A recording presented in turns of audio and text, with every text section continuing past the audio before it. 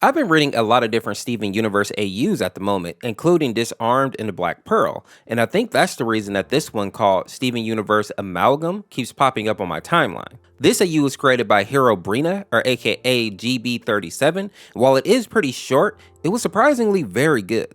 Now, the first thing that we learn in this AU is what the infection actually is, but there is a bit of a twist here. Normally, we have some kind of virus that turns our characters into mindless zombies or just killing machines. But in this AU, we have something called Amalgam, which is a mercury-based alloy that was widely used in like dental fillings back in the day. So much so that I bet if you ask your parents right now to open their mouth, you'll likely find these little silver fillings inside. Whereas for younger people, you'll see them much less often just because dentists really stopped using those particular fillings probably a couple of years back. And while you may be thinking that a substance like this doesn't sound dangerous, that's because it isn't to humans. But if this alloy comes into contact with metals such as gold or precious gems like pearls and opal, these materials will actually start to degrade.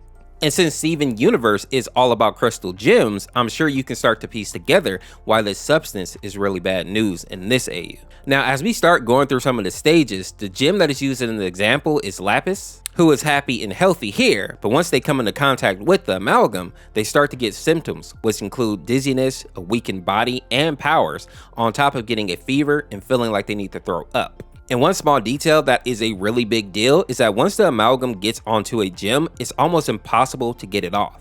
And the reason that this is bad is because at stage 2, the amalgam starts to spread and eat away at the gemstone. The gem will slowly start melting away and leaking mercury from their wounds. And as you can imagine, this is very painful, but the gems will also start to lose their senses and the use of their abilities. After a few days, the gem will move over to stage 3, and this is where they will lose all rational thought and begin to act aggressively. All the while, the body continues to degrade and basically eats itself. The final stage is stage 4, and while they don't have a lot of information about this one yet, we do know that most of the gems that make it to this point lose their lives, and their behavior is hard to predict. Some will continue to be aggressive and violent, but others can be calm or be like completely terrified. Now, in part 1 of this AU, we see that Pearl gets a video call from Peridot, and based on her face here, we know that something's definitely wrong. And Pearl seems to be freaked out about this as well, because apparently Peridot hates her in this AU. But she answers the call anyway, and we see that Peridot is definitely panicking, almost as if she's under attack. And in the next panel, we learn that Bismuth has started attacking other gems, and Lapis is trying to contain her. Although I imagine that that will be difficult in a 1v1 because Bismuth is like one of the stronger gems, at least physically. And seeing that they are low on time, Peridot tells Pearl to get over there now, ending the call. And understanding how bad things are, Pearl immediately warps over, and as she's walking around looking for Peridot, she hears a crack.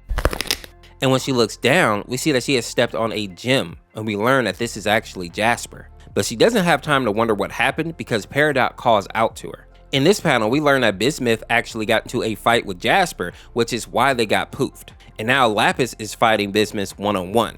And since she can control water, she may be the best person to actually hold off Bismuth right now, especially since she can keep her distance. Next, we get our first look at one of the infected, and Biz looks awful here.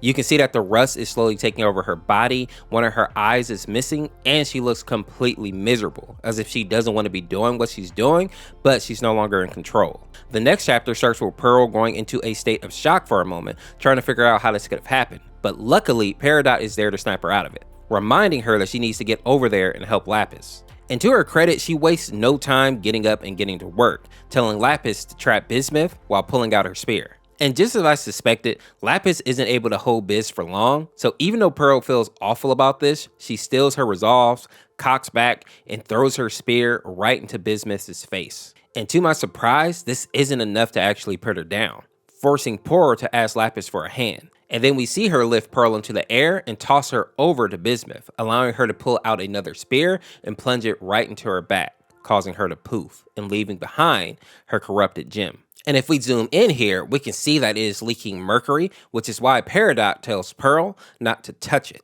I also find it interesting that even when they try to bubble her, the amalgam doesn't allow them, and the bubble pops. And I think this is just another way of the author showing us that this infection is going to be a pain to deal with. When we move over to part 3, we see that Perry uses her ability to manipulate metal in order to make Bismuth's gem levitate. allowing them to safely get her back to the temple. Once they arrive, we see Amethyst, and I'm happy to see that she's still safe because she is my favorite character, if I'm being honest. Next, we see them try to explain with the best of their ability what's actually happening outside, coming to the conclusion that this substance is corrupting the gems, and Diamond's essence may be the only thing that can heal them. With this hope, Pearl and Perry leave the room to go work on Bismuth, leaving Amy and Lapis with Jasper, just in case they reform. In the next panel, we also get a bit more information about Bismuth and how they seemed to be fine just a few days ago, only saying that they felt a little bit tired. Then, they disappeared in their forge for a couple of days. And by the time she reemerged, we know that she was going on a full rampage. And while most of the people in this AU seem a little bit shaken outside of Amy, Lapis is the only one that I feel like makes it clear that she believes something really bad is going to happen soon. I do like that Amethyst tries to comfort her here though, saying that they don't need to worry because the nerds are working on it. Although, based on Lapis's face, I don't think those words are really helping that much. Now, over with Pearl and Perry, we see them in the bathroom getting ready to put Bismuth into the tub, which they end up filling with Diamond's essence. But it becomes clear almost immediately that it isn't working, and this is kind of a big deal because the Diamond essence brings gems to life, so for it to have no effect doesn't bode well for our heroes here. Part 4 starts with Amy and Lapis laughing in the living room until we see Perry and Pearl walk out of the bathroom, looking absolutely defeated. But I like how Pearl is still trying to stay upbeat and tell the crew that they're going to call Garnet in. And we all know that she is pretty smart, so maybe she'll have some way to actually help deal with this infection. And she ends up getting to the temple just in the nick of time because it looks like Amy and Pearl were about to get into a little fight here. And I'll be honest, I wasn't expecting Amethyst to be cussing in this AU, but I suppose that's something that we got to get used to because in a lot of AUs that does happen. People start cussing. Now, when Garnet walks into the room, we see Perry run and hug her, happy to have a competent gem on board, and also promptly letting her know that they're all gonna die. And I love how Garnet doesn't panic at all, bringing that stoic attitude to the situation, simply asking for more information. And over the course of the day, they do just that, only for Garnet to tell them that she's never actually seen something like this. And this part here really stood out for me. We see Amy say that maybe they should call Steven, who is out and about right now, because I'm pretty sure that this AU takes place after Future. But Pearl quickly shuts that down, saying that they shouldn't put him in danger. And while Amy points out that Steven isn't a kid anymore and likely could help them here, they also have to remember that since he's half gem, he could also get infected. And while regular gems just rust and melt away, we get a small glimpse into what it may look like if Steven got sick, and his flesh literally starts to melt or be torn apart. And honestly, I think they make the right call by leaving him out of this for now, or at least until they get more information about this infection. But put down what you think in the comments. Do you think they should call Steven, or do you think they should leave him alone for right now? After that discussion, we see Jasper's gem start to float into the air, and then she begins to reform. And I find it interesting that Lapis doesn't look thrilled about this at all. And I'm not sure if this has to do with their history, or maybe she's feeling guilty about not being able to save her in the fight against Bismuth. In the next chapter, everyone seems to be shocked to see Jasper, and I can only assume it's because they didn't know what to expect with her return.